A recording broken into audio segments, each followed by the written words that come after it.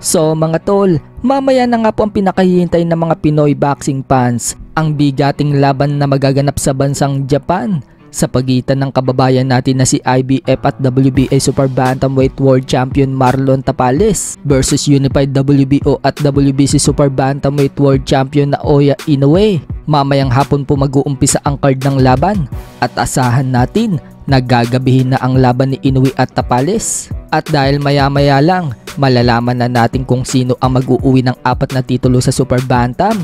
Binunyag na nga po ng isa sa naka-sparring ni Tapales sa Baguio na si Kevin Asinero o kilala bilang Kevin the Great sa social media, ang secret weapon ni Tapales. Paliwanag nga po ni Kevin the Great sa kanyang YouTube channel, left straight umano at left hook ang secret weapon ni Tapales. Yan daw ang pinag-aaralan ng Team Tapales sa 3 weeks niyang nakasama si Tapales sa Baguio. Mahirap daw kapag gumamit ng jab si Tapales, madali daw itong maka-counter ni Inoue. Kaya ang pinag-aaralan daw nila yung quick left straight at left hook. Dagdag pa ni Kevin, pati daw ang pagiging magalaw ni Tapales, isa din daw yan sa malaking tulong para di daw siya tamaan ni Inoue. Kapag naka-pacing umano si Tapales, mahirap daw siyang patamaan dahil magalaw, lalo na daw kapag ginagamit ni Tapales yung shoulder roll. Bukod dyan, yung bilis din daw ni Tapales nandoon din at pati yung mga quick punches. Kaya ang malaking tanong daw mga tol, kakayanin daw kaya ni Inoue na tumanggap na malakas na suntok?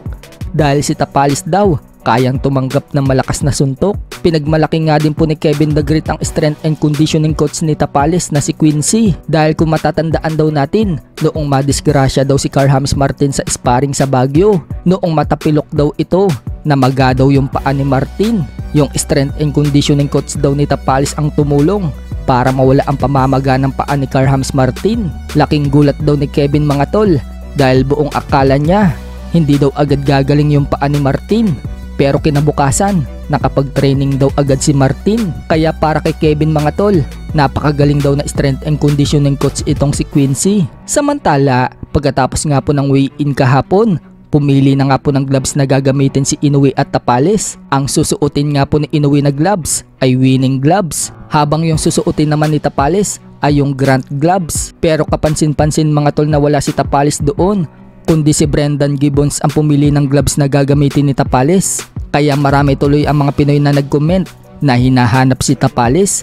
Bakit hindi daw si Tapales ang namimili ng gloves? Paano daw malalaman kung fit daw kay Tapales yung gloves? May nag-comment naman mga tol at sinabing baka daw nagpapahinga na si Tapales para hindi na daw ito ma-stress pa. So mukhang tama nga po yung nagsabi na nagpapahinga na si Tapales, dahil napag-alaman natin mga tol na 1 oras pala yung biyahe sa hotel na tinutuluyan ni Tapales mula sa venue na pagdarausan ng laban. So doon pa lang mga tol, pagod na agad si Tapales sa biyahe.